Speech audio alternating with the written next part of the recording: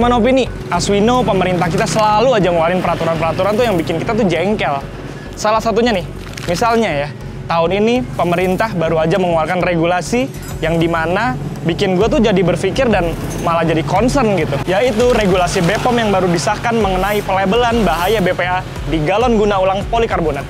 Jadi, regulasi ini tuh menetapkan galon guna ulang berbahan polikarbonat dengan kode plastik bernomor 7 harus dilabeli dengan label mengandung resiko bahaya BPA. Mungkin lu jadi mikir, kenapa kok gue malah concern? Bukannya ini ada hal bagus, di mana pelabelan bahaya BPA untuk galon guna ulang berbahan polikarbonat. Memang sebenarnya bagus sih, tapi gini tuh jadi ada hal aneh yang terkuak. Lo tahu nggak, perjalanan BPOM untuk mengesahkan regulasi ini tuh terkesan berliku-liku. Lo nggak percaya? Mendingan kita cek bareng-bareng.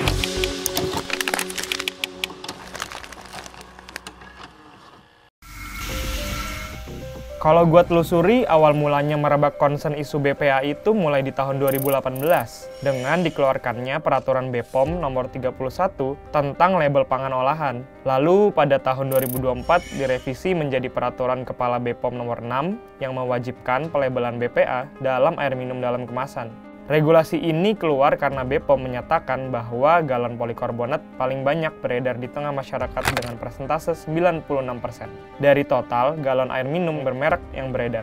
BPOM menyatakan, dalam pemeriksaan yang mereka lakukan, BPA yang bermigrasi pada air minum lebih dari 0,6 ppm mengalami peningkatan berturut-turut hingga 4,58%. Masalahnya, jika seperti itu, berarti selama ini kita minum zat yang berbahaya dong.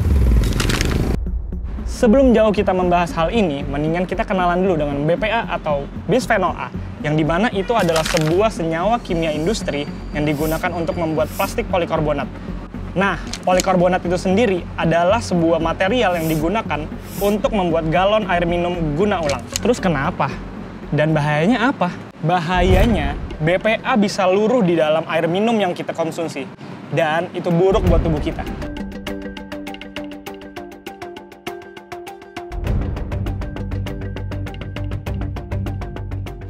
Teman-teman opini, ada yang menarik lagi nih. Banyak pihak-pihak atau pakar-pakar yang menyebutkan bahwa BPA tidak berbahaya. Sebenarnya mana yang benar nih? Apakah ini cuma gimmick semata? Atau ini adalah salah satu cara untuk mempelintir fakta demi kepentingan bisnis? Ini bikin gue bingung. Mendingan kita langsung tanya sama ahlinya.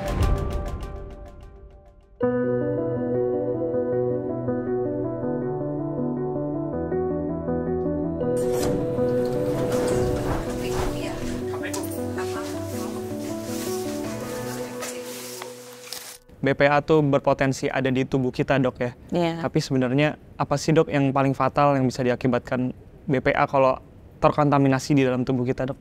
Karena sifatnya BPA ini adalah endocrine disruptor gitu. Jadi mempengaruhi hormon gitu ya. Misalnya pada ibu yang prenatal atau saat mengandung, mengkonsumsi misalnya makanan atau minuman yang ada BPA. Nah, itu ada penelitian yang menyebutkan ya berhubungan dengan perkembangan anaknya nanti, misalnya lebih agresif atau hiperaktif seperti itu. Atau ada juga penelitian turunnya kualitas sperma. Nah, ini pada laki-laki gitu. Ada juga penelitian yang berhubungan dengan timbulnya diabetes atau hipertensi seperti itu. Sebenarnya BPA tuh ada nggak sih atau bisa nggak sih larut di dalam minuman atau air putih dalam galon guna isi ulang? Jadi memang ada migrasi BPA ini secara difusi maupun secara hidrolisis. Mungkin pada proses saat mencuci, digosok gitu ya, atau panas ya, itu yang bisa menyebabkan migrasi si BPA ini. Banyak banget orang-orang yang menyepelekan isu BPA ini, Dok. Banyak yang bilang hoax lah. Apa sih tanggapan dokter terhadap orang-orang yang menganggap isu BPA ini tuh hoax gitu, Dok? Kami sih dari IDI sudah pernah merilis ya gitu bahwa IDI mendukung untuk pelabelan gitu BPA. Nah, jadi jelas ya guys, kalau BPA ini tuh memang sangat berbahaya. Apalagi jika mengkontaminasi makanan dan minuman, terutama air minum yang paling banyak kita konsumsi setiap hari. Segitu bahayanya BPA, di negara-negara maju, penggunaan plastik polikarbonat untuk makanan dan minuman sudah dilarang.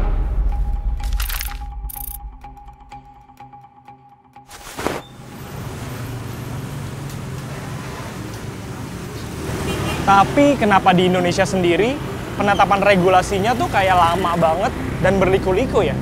Padahal ya, kalau kita lihat treatment penggunaan galon guna ulang di Indonesia itu sangat berbahaya dan sangat berpotensi meluruhkan BPA yang di dalamnya. Belum lagi penempatannya di bawah sinar matahari, hingga cara mereka membersihkan dan menggosok-gosokkan galonnya itu sangat berbahaya. Nah, setelah mendengar potensi bahayanya hingga treatmentnya di Indonesia, apa kita belum bisa menetapkan Indonesia dalam kondisi bahaya darurat BPA?